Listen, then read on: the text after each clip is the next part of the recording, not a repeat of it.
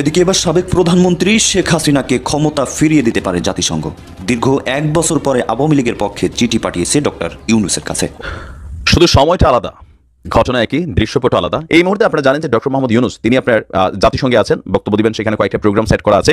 তো এরই মাঝখানে আওয়ামী লীগ একটা ডকুমেন্টারি পাঠাইছে জাতিসংঘ সহ আরো বিভিন্ন সংস্থার কাছে। আমরা মনে করছি যে শেখ হাসিনা হয়তো ভারতে গিয়ে চুপচাপ আছে। শেখ হাসিনা চুপ নাই, তিনি বিভিন্নভাবে ষড়যন্ত্র করছেন। শেখ হাসিনা ভারতে বসে দেশকে অস্থিতিশীল করে তুলছে।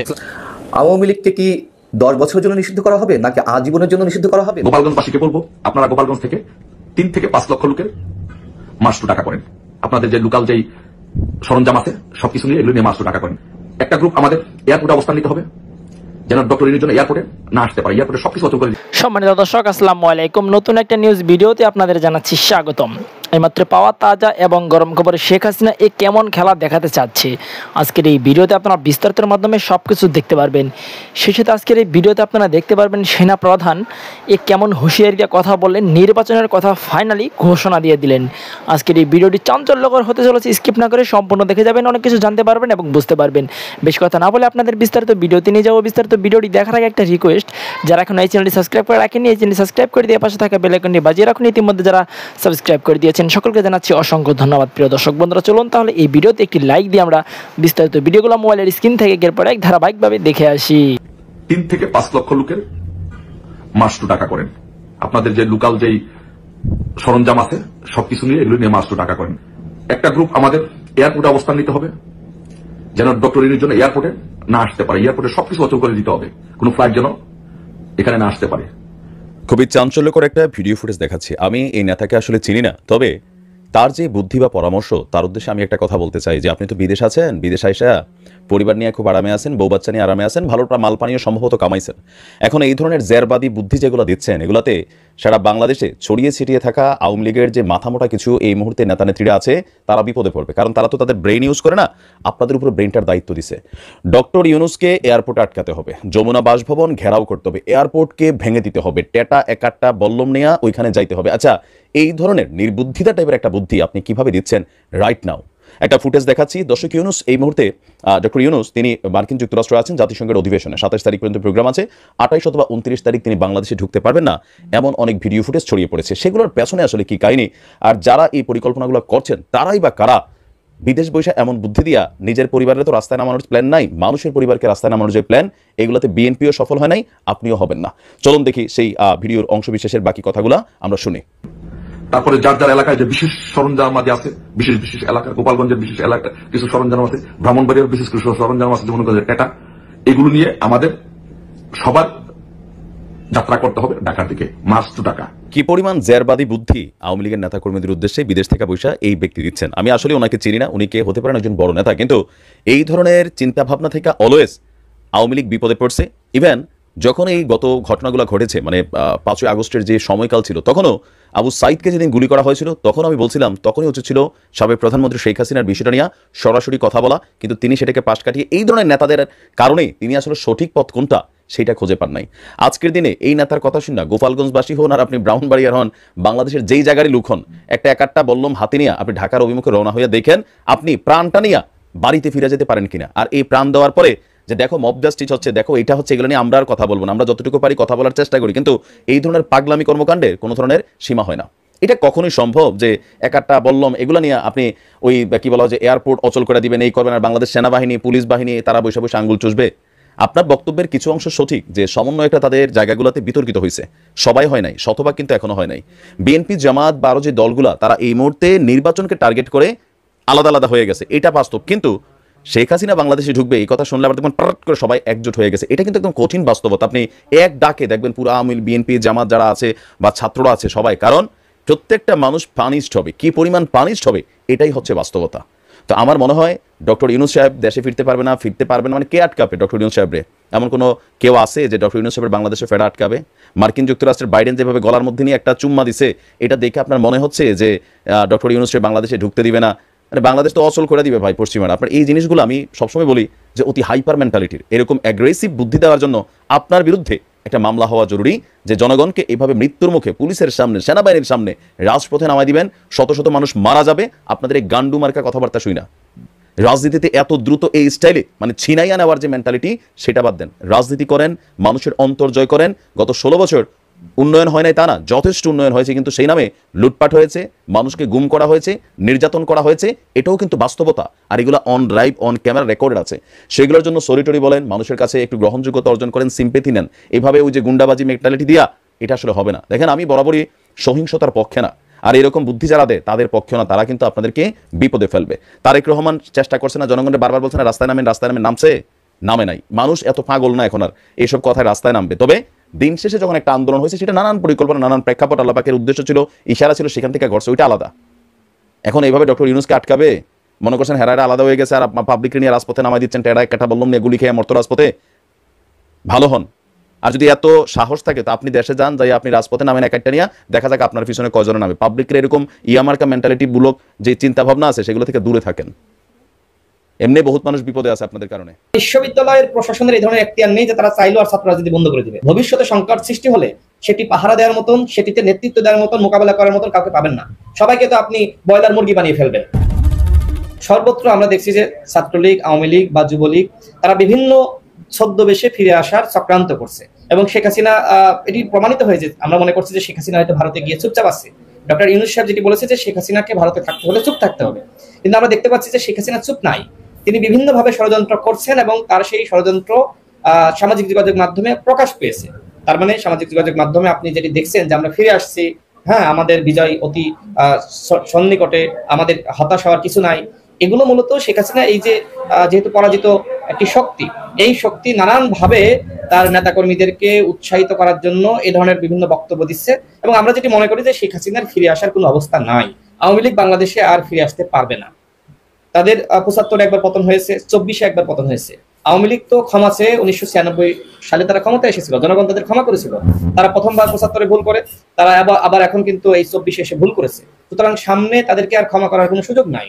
আওয়ামী লীগ যতই তারা বিভিন্ন চক্রান্ত সৃষ্টি করুক বা শেখ হাসিনা তার নেতাকর্মীদেরকে চাঙ্গা করার জন্য যে ধরনের বক্তব্যই দিক না কেন, আওয়ামী লীগের নেতাকর্মীরা আর ওইভাবে মাঠে নামবে না। হয়তো কেউ কেউ চেষ্টা করবে শেখ হাসিনাকে খুশি করার জন্য, কেউ কেউ মনে করতে পারে যে ৭৫ পরে তো আওয়ামী লীগ না হয়ে গিয়েছিল, সেই আওয়ামী লীগ আবার ফিরে এসেছে, এবার হয়তো আমরা কিছুদিন শান্ত থাকবো, চুপচাপ থাকবো, এরপরে বছর খানিক পরে হয়তো আমরা আবার ফিরে আসতে পারবো। তো সেই সময়কার প্রেক্ষাপট আর এখনকার প্রেক্ষাপট ভিন্ন। এইবার শেখ হাসিনা পালিয়ে গিয়েছে, শেখ মুজিব তো বাংলাদেশ থেকে পালিয়ে যায়নি, শেখ হাসিনা পালিয়ে গিয়েছে। তো শেখ হাসিনা এমন যদি হতো যে শেখ হাসিনা এখানে হত্যাকাণ্ডের শিকার হয়েছে বা তাকে মানে বিক্ষোভের মুখে তার মৃত্যু হয়েছে, সেই ঘটনা ঘটলে আওয়ামী লীগ জীবিত থাকতো। যেহেতু তারা পালিয়েছে, সুতরাং এরকম পলায়ন করার পরে কোনো শক্তি কোথাও দেখবেন তারা থাকতে পারে নাই। জাহাঙ্গীরনগর বিশ্ববিদ্যালয়ে একজন ছাত্রলীগের নেতাকে গণপিটুনির মাধ্যমে হত্যা করা হয়েছে, এ ধরনের নিউজ কিন্তু হয়েছে, কিন্তু বিষয়টি আসলে সত্য না। যে ঘটনা ঘটেছে সেটি হলো যে মাদকের ব্যবসাকে কেন্দ্র করে ওই ছাত্রলীগের নেতা সেখানে গিয়েছিল। মূলত তার যে অংশীদার যারা রয়েছে তারা ফোন দিয়েছিল যে তুমি এখানে আসো, তোমার টাকা দেওয়া হবে। এই যে ফাঁদ সৃষ্টি করে তাকে আনলো মূলত শিক্ষার্থীদের হাতে তাকে তুলে দেওয়ার জন্য, শিক্ষার্থীদেরকে বিতর্কিত করার জন্য। এবং সেই ঘটনায় কিন্তু ঘটেছে, দেখেন শিক্ষার্থীরা তাকে ধরলো এবং তাকে চড় থাপ্পড় দিয়েছে, এটি ট্রু, দেওয়ার মাধ্যমে পুলিশের কাছে তুলে দিয়েছে। পুলিশের হেফাজতে তার মৃত্যু হয়েছে, অর্থাৎ পুলিশ আরেকটি ষড়যন্ত্র করেছে। পুলিশ এইখানে ওই ছাত্রলীগের নেতাকে পিটিয়ে হত্যা করেছে এবং দায় কিন্তু শিক্ষার্থীদের উপরে দিচ্ছে। এক পক্ষ তার মানে যারা অংশীদার ছিল মাদকের ব্যবসায়ী, তারা ডেকে আনলো ওই ছাত্রলীগ নেতাকে, এবং শিক্ষার্থীরা তো ক্ষুব্ধ, স্বাভাবিকভাবে ছাত্রলীগ কাউকে পেলে তো তারা আসলে কিছুটা হলেও আপনার আপ্যায়ন করবে। তো সেই জায়গা থেকে তারা হয়তো চড় থাপ্পড় দিয়েছে, পুলিশের কাছে তুলে দিয়েছে। এরপরে পুলিশ, যারা আওয়ামী পুলিশ, তারা পরবর্তী ষড়যন্ত্রে অংশ নিয়েছে। এটি ষড়যন্ত্র। জাহাঙ্গীরনগরে সেখানকার শিক্ষার্থীরা তাকে পিটিয়ে হত্যা করে নাই, পুলিশ পিটিয়ে তাকে হত্যা করেছে। দ্বিতীয়ত হলো ঢাকা বিশ্ববিদ্যালয়ে যে ঘটনা ঘটেছে সেটি হলো যে কয়েকজন ছাত্রের মোবাইল হারিয়ে গেছে, তো তারা খুঁজতেছে যে মোবাইল কে নিল। তো তখন একজন বহিরাগতকে পেয়েছে। এখন সে মানসিকভাবে অসুস্থ নাকি সুস্থ এটি তো আসলে ছাত্ররা জানে না। ছাত্ররা মনে করছে যে সে অসুস্থতার ভান করছে, সেই জায়গা থেকে তার উপরে আক্রমণ করেছে। যদিও এই ধরনের আক্রমণ আমরা কখনোই প্রত্যাশা করি না, কিন্তু 15 বছর ধরে যেভাবে সাধারণ মানুষের উপর আওয়ামী লীগ জুলুম করেছে, মানুষের মনের মধ্যে যে ক্ষোভ, সেই ক্ষোভ তো আপনি 2 দিন 5 দিন 1 মাস 2 মাসের মধ্যে আপনি প্রশমিত করতে পারবেন না। এই যে বিভিন্ন জায়গায় যে ধরনের ঘটনা ঘটছে, এগুলো সাধারণ মানুষের ক্ষোভের বহিঃপ্রকাশ। আপনি দেখেন যে আওয়ামী লীগের সাধারণ সম্পাদক তিনি বলেছিলেন যে আওয়ামী লীগের পতন হলে 3 লাখ মানুষ মারা যাবে। অবসান ঘটিয়ে জাতিসংঘের সাধারণ পরিষদের ৭৯তম অধিবেশনে যোগ দিচ্ছেন অন্তর্বর্তীকালীন সরকারের প্রধান উপদেষ্টা ডক্টর মোহাম্মদ ইউনূস। এই উদ্দেশ্যে মঙ্গলবার সকালে যুক্তরাষ্ট্রে পৌঁছেছেন তিনি। এরপরেই আলোচনায় উঠে এসেছে মোহাম্মদ ইউনূস ও মার্কিন প্রেসিডেন্ট জো বাইডেনের বৈঠক। কি হতে যাচ্ছে এই দ্বিপক্ষীয় বৈঠকে, বিস্তারিত থাকছে সহকর্মী শাহাদাত রিফাতের প্রতিবেদনে। বাস্তবতা তাদের মানতে হবে, আর যদি না মানে কিছু করার নাই। ছাত্র জনতার আন্দোলনের মুখে শেখ হাসিনা সরকারের পতনের পর বাংলাদেশের দায়িত্ব নেয় অন্তর্বর্তীকালীন সরকার। তবে দায়িত্ব নেওয়ার পর থেকে নানা চ্যালেঞ্জের মুখে পড়েন নতুন এই সরকারের প্রধান উপদেষ্টা ডক্টর মুহাম্মদ ইউনূস। টানাপোড়েন দেখা দেয় ভারত বাংলাদেশের সম্পর্কেও। এদিকে সাবেক প্রধানমন্ত্রী শেখ হাসিনার পদত্যাগ ইস্যুসহ বেশ কিছু বিষয়ে অন্তর্বর্তীকালীন সরকার গঠনের বৈধতা নিয়েও নানা তথ্য রটে সামাজিক যোগাযোগ মাধ্যমে। গুঞ্জন উঠে জাতিসংঘের সাধারণ পরিষদের ৭৯তম অধিবেশনে যোগ দিতে পারবেন না প্রধান উপদেষ্টা ডক্টর ইউনূস। এরই মধ্যে সব জল্পনার অবসান ঘটিয়ে জাতিসংঘের সাধারণ পরিষদের ৭৯তম অধিবেশনে যোগ দিচ্ছেন অন্তর্বর্তীকালীন সরকারের এই প্রধান উপদেষ্টা। এরই অংশ হিসাবে বাংলাদেশ সময় মঙ্গলবার সকাল ৮টা ১৬ যুক্তরাষ্ট্রে পৌঁছেছেন ডক্টর মুহাম্মদ ইউনূস। জানা গেছে জাতিসংঘের সাধারণ পরিষদের অধিবেশনের ফাঁকে বাংলাদেশের অন্তর্বর্তীকালীন সরকারের প্রধান উপদেষ্টা ডক্টর মুহাম্মদ ইউনূসের সঙ্গে মার্কিন প্রেসিডেন্ট জো বাইডেনের দ্বিপক্ষীয় একটি বৈঠক হবে। ঢাকা ও নিউ ইয়র্কের কূটনৈতিক সূত্রগুলো জানিয়েছে আজ মঙ্গলবার বাংলাদেশ সময় রাত ৯:৩০ জাতিসংঘ সদর দপ্তরে অনুষ্ঠিত হবে দুই নেতার এই বৈঠক। সুস্বাদু বাদাম, তিল আর স্বাস্থ্যকর গ্লুকোজ সব মিলিয়ে প্রাণ পিনাট বার। স্মার্ট কিছু খাও। দুই শীর্ষ নেতার এই বৈঠকের আলোচনায় বাংলাদেশের অন্তর্বর্তী সরকারের নেয়া সংস্কার কার্যক্রমে সহযোগিতার বিষয়টি অগ্রাধিকার পেতে পারে বলে কূটনৈতিক সূত্রে জানা গেছে। সূত্রটি জানায় আলোচনায় আসতে পারে ভারত প্রসঙ্গ। নিউ ইয়র্ক থেকে একটি সূত্র জানায় মার্কিন প্রেসিডেন্ট জো বাইডেনের সঙ্গে ডক্টর ইউনূসের বৈঠক হতে পারে ৩০ মিনিটের মতো।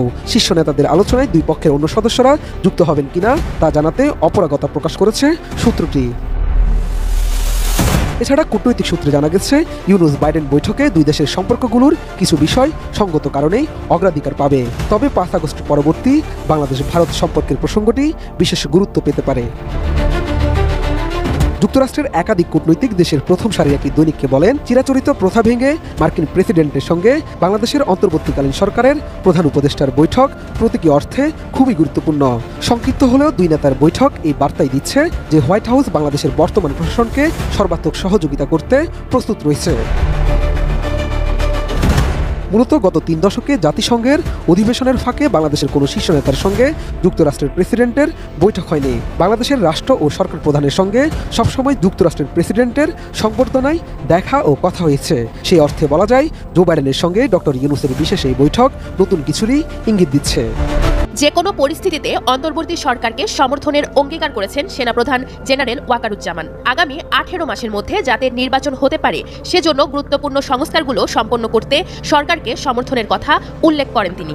২৩ সেপ্টেম্বর সোমবার বার্তা সংস্থা রয়টার্সকে দেওয়া এক সাক্ষাৎকারে তিনি এসব কথা বলেন। সেনাপ্রধান বলেন, নোবেলজয়ী ডক্টর মোহাম্মদ ইউনূসের নেতৃত্বাধীন অন্তর্বর্তী সরকারের প্রতি তার পূর্ণ সমর্থন আছে। তিনি বলেন, আমি তার পাশে থাকব যাই হোক না কেন, যাতে তিনি তার মিশন সম্পন্ন করতে পারেন। সামরিক বাহিনীকে রাজনৈতিক প্রভাব থেকে মুক্ত করার একটি রূপরেখাও দেন তিনি। জেনারেল ওয়াকারুজ্জামান বলেন, ১ থেকে ১.৫ বছরের মধ্যে গণতন্ত্রে উত্তরণ ঘটানো উচিত। তবে তিনি ধৈর্য ধরার প্রয়োজনীয়তার উপর জোর দেন। তিনি বলেন, আপনি যদি আমাকে জিজ্ঞাসা করেন তাহলে আমি বলবো যে এই সময়সীমার মধ্যেই আমাদের একটি গণতান্ত্রিক প্রক্রিয়ায় প্রবেশ করা উচিত। ছাত্র জনতার অভ্যুত্থানের মুখে ৫ আগস্ট প্রধানমন্ত্রীর পদ থেকে পদত্যাগ করে শেখ হাসিনা ভারতে চলে যান। পরে অন্তর্বর্তী সরকার গঠিত হয়। জেনারেল ওয়াকারুজ্জামান তার নেতৃত্বাধীন বাংলাদেশ সেনাবাহিনী রাজনৈতিক হস্তক্ষেপ করবে না জানিয়ে বলেন, আমি এমন কিছু করব না যা আমার বাহিনীর জন্য ক্ষতিকর। আমি একজন পেশাদার সৈনিক। আমি আমার সেনাবাহিনীকে পেশাদার রাখতে চাই। রাজনৈতিক প্রতিষ্ঠান থেকে সেনাবাহিনীকে দূরে রাখার প্রসঙ্গে সেনাপ্রধান বলেন, এটা কেবল তখনই ঘটতে পারে যখন রাষ্ট্রপতি ও প্রধানমন্ত্রীর মধ্যে ক্ষমতার কিছুটা ভারসাম্য থাকে, যেখানে সশস্ত্র বাহিনীকে সরাসরি রাষ্ট্রপতির অধীনে রাখা যেতে পারে। তিনি আরও বলেন, সামগ্রিকভাবে সামরিক বাহিনীকে কখনোই রাজনৈতিক উদ্দেশ্যে ব্যবহার করা উচিত নয়। একজন সৈনিকের রাজনীতিতে যুক্ত হওয়া উচিত নয়। নিজ বাহিনীর কথা উল্লেখ করার পাশাপাশি জেনারেল ওয়াকারুজ্জামান অন্তর্বর্তী সরকার ও প্রধান উপদেষ্টা সম্পর্কে বলেন, ডক্টর ইউনূসের সঙ্গে তিনি প্রতি সপ্তাহে সাক্ষাৎ করেন। তাদের মধ্যে খুব ভালো সম্পর্ক রয়েছে। অস্থির সময়ের পর দেশকে স্থিতিশীল করার জন্য সরকারের প্রচেষ্টাকে সমর্থন দিয়ে যাচ্ছে সেনাবাহিনী। সেনাপ্রধান বলেন, আমি নিশ্চিত যে আমরা যদি একসাথে কাজ করি তাহলে আমাদের ব্যর্থ হওয়ার কোনো কারণ নেই। সেনাপ্রধান জেনারেল ওয়াকারুজ্জামান এই মুহূর্তে বাংলাদেশের সবচেয়ে আলোচিত ব্যক্তিত্ব। অনেকে তার নেতিবাচক আলোচনা করছেন, দেশের মধ্যে নয়, দেশের বাইরে থেকে। আর দেশের মধ্যেও বেশ কয়েকজন প্রবীণ রাজনীতিবিদ, আইনজীবী তারা ওয়াকারুজ্জামান সাহেবের নেতিবাচক সমালোচনা করছেন। এবং এটি হাসিনা পরবর্তী বাংলাদেশে আমি মনে করি একটি ইতিবাচক ধারা। আমাদের দেশে সেনাবাহিনী প্রধানকে খুব স্পর্শকাতর একটি পদ পদবীর অধিকারী মনে করা হয় এবং তাকে নিয়ে অতীতকালে কেউ এইভাবে আসলে মানে সেনাবাহিনী প্রধানকে নিয়ে এরশাদ জমানা থেকে এখন পর্যন্ত কেউ আসলে কোনো নেতিবাচক কথা বলেননি। সেই এরশাদের সেই প্রথম সেনাপ্রধান থেকে শুরু করে একেবারে এই ওয়াকারুজ্জামান শেখ হাসিনার অধীন যতদিন ছিলেন ততদিন পর্যন্ত সেনাবাহিনী প্রধান, কোনো জেনারেল, ডিজিএফআই এর প্রধান, এমনকি ডিজিএফআইতে যারা কর্মরত থাকেন বা এনএসআইতে যারা কর্মরত থাকেন, এরকম মিডল ক্লাসের যারা কর্মকর্তা, মেজর র্যাঙ্ক বা মেজর তো মিডল ক্লাস না, ধরেন কর্নেল পদমর্যাদার যারা কর্মকর্তা, তাদেরকে নিয়েও কিন্তু মানুষ কথা বলতে ভয় পেত। কিন্তু এখন একেবারে সরাসরি সেনাপ্রধানকে নিয়ে নেতিবাচক কথা বলছেন। দেশের বাড়িতেও যারা আছেন তারা তো খুবই অকথ্য ভাষায়, অশালীন অশ্রাব্য ভাষায় তাকে গালাগাল দিচ্ছেন। তারপর মির্জা ফখরুলকে নিয়ে অনেকে বাপমা তুলে পার্সোনাল লাইফ নিয়ে বিভিন্ন রকম কথাবার্তা বলছেন। এটার ইতিবাচক দিক কি আছে জানি না, কিন্তু এগুলোর নেতিবাচক দিক অনেক আছে। এর কারণ হলো আপনি কাউকে সমালোচনা করেন, there must have a good language, এবং আপনি যে ল্যাঙ্গুয়েজগুলো ইউজ করবেন there is a fundamental base. আপনি ধরুন আমার বিরুদ্ধে অভিযোগ করবেন আমার লেখাপড়া নিয়ে, আমার বংশ নিয়ে, কোনো কিছু নিয়ে, আপনার হাতে তথ্য প্রমাণ থাকতে হবে। কিন্তু তথ্য প্রমাণ থাকতে হবে, আর দ্বিতীয়ত হলো আমার সমালোচনা করতে হলে মোটামুটি আমার পর্যায়ের হতে হবে, আদারওয়াইজ আপনি আমাকে বুঝতে পারবেন না। তো দেখা গেল যে আমার সে উচ্চ একজন মানুষ, তিনি যদি আমার সমালোচনা করেন, তিনি নিচে নেমে আসলেন। আবার আমার সে যারা ছোট, সব দিক থেকে ছোট, তারা যদি আবার আমাকে নিয়ে সমালোচনা করেন, এটি ওই যে করলো তারই ক্ষতি হয়ে গেল, মারাত্মক ক্ষতি হয়ে গেল। এরকম বাংলাদেশে অহরহ হচ্ছে। তো সেনাপ্রধান ওয়াকারুজ্জামান সাহেবকে নিয়েও বাংলাদেশের নেতিবাচক কথা হচ্ছে। নেতিবাচক কথাগুলো কি? তিনি শেখ হাসিনা নিকটাত্মীয়, তিনি এই মুহূর্তে জামাতের এজেন্ডা বাস্তবায়ন করছেন। অনেকে আরও আগ্রহ প্রকাশ করে বলছেন তিনি একসময় শিবির করতেন, আল্লাহ মাফ করুক, শিবিরের এজেন্ডা বাস্তবায়ন করছেন। জামাতের আমিরকে তিনি কিভাবে পেলেন এবং তিনি বারবার 2-3 বার কেন সেই জামাতের আমিরের নাম নিলেন, এই সমস্ত কথাবার্তা অনেকে বলার চেষ্টা করছেন। তারপরে অনেকে বলার চেষ্টা করছেন যে তিনি পর্দার অন্তরাল থেকে ক্ষমতা যাকে বলে চালাচ্ছেন, আরও তিনি ক্ষমতা লাভ করার জন্য তিনি বসে আছেন, উৎপেতে বসে আছেন, ইত্যাদি নানা রকম কথা। আমি সে সকল কোনো কথায় যাব না। মূল ব্যাপারটা হলো যে তার যারা শোভার্থী রয়েছেন তাদের সংখ্যাও কিন্তু হাজার হাজার, সেনাবাহিনীর ভিতরে আছে, বাইরে আছে, সবারই বক্তব্য। এবং তিনি যখন সেনাপ্রধান হলেন তখন আমি তাকে নিয়ে একটা ভিডিও করেছিলাম, কে এই জেনারেল ওয়াকারুজ্জামান। আমার তখনই মনে হয়েছিল যে তিনি শেখ হাসিনার আত্মীয়, কিন্তু তারপরেও তিনি সময় মতো দায়িত্ব পালন করবেন এবং তার হাতেই শেখ হাসিনার যাকে বলা হয় শেষ পরিণতির যে দৃশ্য আমরা দেখতে পাবো, এটা আমি বলেছিলাম এবং সেটি ঘটনা কিন্তু ঘটে গেছে। তো এই যে শেখ হাসিনা তার নিকটাত্মীয়, তিনি আওয়ামী লীগ জমানায় নিয়োগ লাভ করেছেন, কিন্তু এত কিছুর পরও এখন পর্যন্ত পুরো বিষয়গুলো তিনি খুব স্মার্টলি হ্যান্ডেল করছেন টিল নাও। এবং এখন পর্যন্ত সেনাবাহিনীদের মধ্যে কোনো অস্থিতিশীলতা আমরা শুনিনি, কোনো চেইন অফ কমান্ড কোথাও ব্রেক করেছে এরকম কোনো নজির নেই। এবং তিনি রাগ এবং ক্রোধ এবং ক্ষোভের বশবর্তী হয়ে জনাব ওয়াকারুজ্জামান কোনো কথা বলেছেন আমরা এরকম কোনো বক্তব্য শুনিনি। এবং তার বক্তব্যের মধ্যে অতিশয্য, হুমকি ধামকি কিংবা নির্বুদ্ধিতা এরকম কোনো কিছু দেখিনি। এবং পুরো পরিস্থিতিতেই যেখানে স্টপ হওয়া দরকার তিনি হয়েছেন, যেখানে হাসা দরকার তিনি সেটা হেসেছেন, এবং যেখানে যোগ করা দরকার উইটি যেটিকে বলা হয় সেটি তিনি করেছেন। এবং এরকম খবরাখবর কিন্তু পত্রপত্রিকায় এসেছে। তো যাই হোক, এখন আগামীতে তিনি কি করবেন বা না করবেন, সবচেয়ে বড় কথাটা হলো যে এই মুহূর্তে সেনাবাহিনীর সাহায্য ছাড়া, সহযোগিতা ছাড়া ডক্টর মোহাম্মদ ইউনূসের সরকার 1 ঘন্টা টিকে থাকতে পারবে না। তবে এখানে একটা আশ্চর্য ব্যাপার হলো 111-এ যখন মঈনুদ্দিন ফখরুদ্দিনের সরকার হলো তখন সেটাকে সেনা সমর্থিত সরকার বলা হতো। কিন্তু এখন সেই যে ওয়াকারুজ্জামান সাহেবের অধীনে যে সেনাবাহিনী, অর্থাৎ মঈনুদ্দিন ফখরুদ্দিন সরকারের জন্য সেনাবাহিনী, মঈনুদ্দিনের সেনাবাহিনী ফখরুদ্দিনের জন্য যতটা না গুরুত্বপূর্ণ ছিল তার চেয়ে 100 টাইম গুরুত্বপূর্ণ এবং এসেনশিয়াল হয়ে পড়েছে ইউনূস সরকারের জন্য। তো এখানে ওয়াকারুজ্জামানের যে স্মার্টনেস সেটি হলো এখনো পর্যন্ত এটাকে কেউ সেনা সমর্থিত সরকার বা সেনাবাহিনীর এবং ডক্টর ইউনূসের যৌথ সরকার বা সেনা ব্যাক্ট মিলিটারি ব্যাক্ট গভর্নমেন্ট কিন্তু কেউ বলছেন না। This is a smart. এখন এটা ডক্টর মোহাম্মদ ইউনূসের একটা স্মার্টনেস হতে পারে, সমন্বয়কদের স্মার্টনেস হতে পারে, ওয়াকারুজ্জামানের স্মার্টনেস হতে পারে, হোয়াট এভার মেবি এখানে ওয়াকারুজ্জামান সাহেবের একটা ভূমিকা আছে।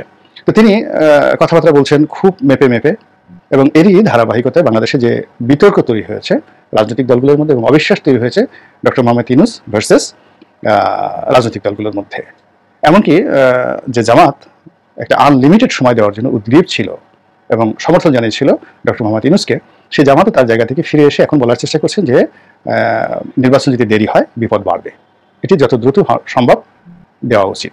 অন্যদিকে সরকারের পক্ষ থেকে মানে যারা উপদেষ্টা রয়েছেন তারা তো প্রশ্নই আসে না, স্বয়ং প্রধান উপদেষ্টা নানা রকম কূটনৈতিক কথাবার্তা বলে, কথার জালে আবদ্ধ করে প্যাস মারা কথা বলে তিনি আশ্বস্ত করার চেষ্টা করেছেন, স্বপ্ন দেখানোর চেষ্টা করেছেন, মানুষকে শান্ত থাকার চেষ্টা করেছেন, নিজের উদারতা প্রদর্শন করার চেষ্টা করেছেন, কিন্তু নির্বাচন কবে হবে, কতদিনের মধ্যে হবে, এরকম কোনো টাইম ফ্রেম তিনি বলেননি। ফলে এই বিষয়টি নিয়ে জটিল থেকে জটিলতার অবস্থা তৈরি হয়েছে। তো সেই জায়গাতে জনাব ওয়াকারুজ্জামান অতি সম্প্রতি তিনি বলেছেন যে ডক্টর মোহাম্মদ ইউনূসের সরকারকে তিনি যে কোনোভাবে যে কোনো পরিস্থিতিতে সহযোগিতা করবেন, সেনাবাহিনী করবে, তিনি মানে সেনাবাহিনী করবে। তো এটা আসলে কথার কথা, এটা তিনি করতে বাধ্য এখন যে অবস্থায়, there is no way. Second যে কথাটি বলেছেন সেটি খুবই তাৎপর্যপূর্ণ, সেটি হলো 18 মাসের মধ্যে। তো তিনি এই 18 মাসের মধ্যে একটি নির্বাচনের একটা টাইম ফ্রেম তিনি দিয়ে দিলেন।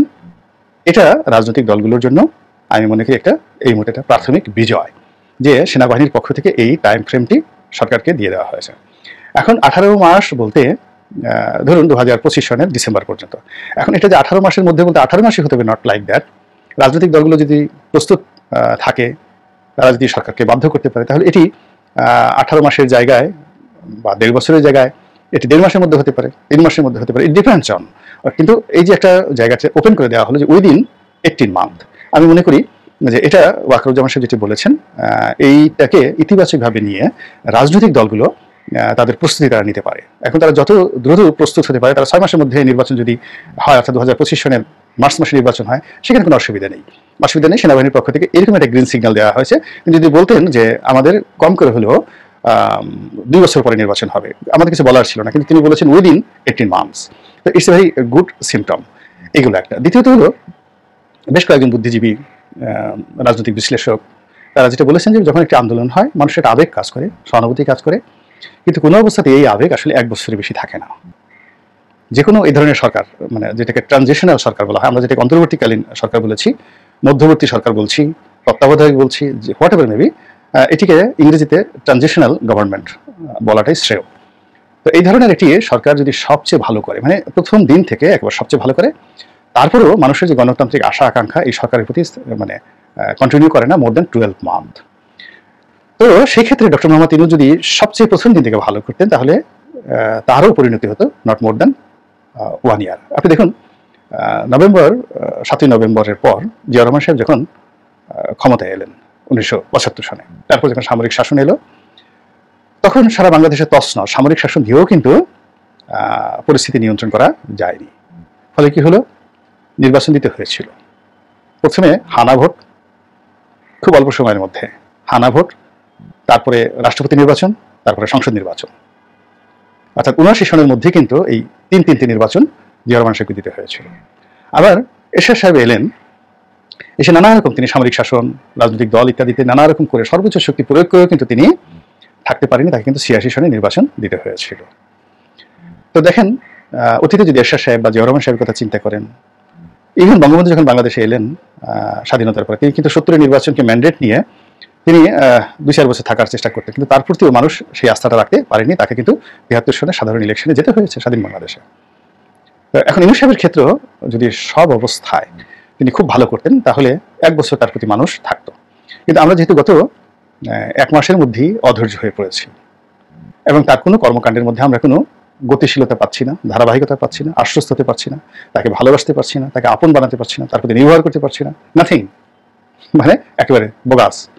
তো সেখানে আগামী 18 মাস, it is too long, it is prolong. এটি ইউনূস সাহেবের জন্য লম্বা সময়, ওয়াকারুজ্জামান সাহেবের জন্য লম্বা সময়, আর রাজনৈতিক দলগুলোর জন্য ভীষণ লম্বা সময়। ফলে ওয়াকারুজ্জামান সাহেব যে কথাটা বলেছেন, এই কথাটাকে কগনিজেন্সে নিয়ে উইদিন 18 মান্থ এটিকে ধরে রাজনৈতিক দলগুলোর প্রস্তুত নেওয়া উচিত, এবং ডক্টর ইউনূসেরও প্রস্তুত নেওয়া উচিত যে সূর্য পূর্ব দিকে যেভাবে তার জীবনে এসেছিল আগস্ট মাসের 8 তারিখে কিংবা আগস্ট মাসের 7 তারিখে বা 9 তারিখে, তো সেই সূর্য আজকের এই দিনটিতে সেই পূর্ব কোণে নেই। সূর্য উদিত হয়েছে, এবং সেই সূর্যকে কেন্দ্র করে অনেকগুলো মেঘ, অনেকগুলো ঝড়ো হাওয়া, অনেকগুলো ছায়া, প্রচ্ছায়া সূর্যকে ঘিরে ফেলেছে। ফলে তার সেই সুদিন এখন আর নেই।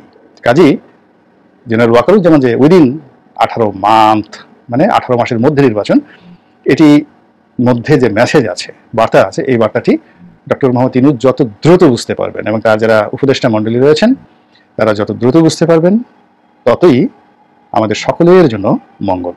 প্রিয় দেশবাসী, শুরু থেকে শেষ পর্যন্ত যারা এই ভিডিওটি দেখেছেন সকলকে জানাই অসংখ্য অসংখ্য ধন্যবাদ।